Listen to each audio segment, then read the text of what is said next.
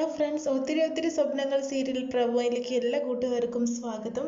അങ്ങനെ തന്നെ വീണ്ടും തന്നെ കാണിക്കുന്നത് വിവേകിനെയും അതുപോലെ തന്നെ അഞ്ജുവിനെയും കേട്ടോ.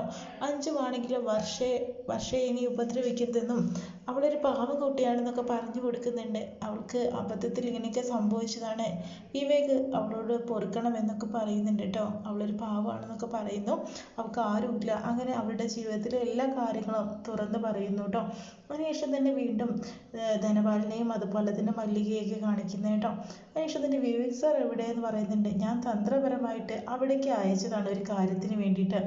എന്തായാലും അവർ രണ്ടുപേരും ഒന്ന് സംസാരിക്കട്ടെ. ആ അഞ്ജുവും അതുപോലെ തന്നെ എൻ്റെ മോനും കൂടി ഇവൻ്റെ അമ്മയെ കാര്യങ്ങൾ പറഞ്ഞിട്ട് ഇങ്ങനെ ഇരിക്കത്തേ ഉള്ളൂ, അത് നടക്കാൻ പോകുന്നില്ല. എൻ്റെ മോനും ഒരു ജീവിതമൊക്കെ നല്ല രീതിയിൽ വേണ്ടേ എന്നൊക്കെ ചിന്തിക്കുന്നുണ്ട് കേട്ടോ. അതിനുശേഷം വസുവായിട്ട് ഇറങ്ങി വരുന്ന സമയത്ത് വിവേക് എവിടെ പോയെന്ന് ചോദിക്കുന്നു. അപ്പുറത്തെ വീട്ടിൽ പോയി എന്ന് മല്ലി പറയുന്നു. എന്തോ ഒരു കാതൽ മണക്കുന്നു എന്നൊക്കെ പറഞ്ഞു കൊടുക്കുന്നുണ്ട് കേട്ടോ. വസുവിന് അങ്ങ് ദേഷ്യം വരുന്നുണ്ട് കേട്ടോ. പിന്നീട് കാണിക്കുന്നത് വിക്രമിൻ്റെ വീട്ടിൽ തന്നെയാണ്. അങ്ങനെ തന്നെ അവിടേക്ക് രാഹുലും ഉണ്ട് കേട്ടോ. അങ്ങനെ ശിവതയുടെ ആ ഫ്രണ്ട് കൂടി വരുന്നുണ്ട്. അങ്ങനെ ആ ഡീറ്റെയിൽസും കാര്യങ്ങളെല്ലാം തന്നെ അയാൾക്ക് തന്നെ നേരിട്ട് തന്നെ കാണിച്ചു കൊടുക്കുക കേട്ടോ. ഒരു പക്ഷേ ഭീഷണിപ്പെടുത്തിയതിന് ശേഷം തന്നെ പൈസ മേടിക്കാനുള്ള ഒരു ഉദ്ദേശത്തോടു കൂടി തന്നെയാണ്.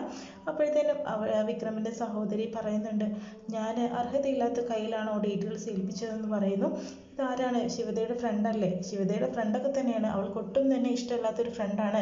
ഇവനൊരു വൃത്തികെട്ടവനാണെന്ന രീതിയിലൊക്കെ പറഞ്ഞു കൊടുക്കുന്നുണ്ട് കേട്ടോ രാഹുൽ. എന്തായാലും ഇനിയുള്ള കാര്യങ്ങളൊക്കെ എപ്പിസോഡിലായിട്ട് കാണാം കേട്ടോ.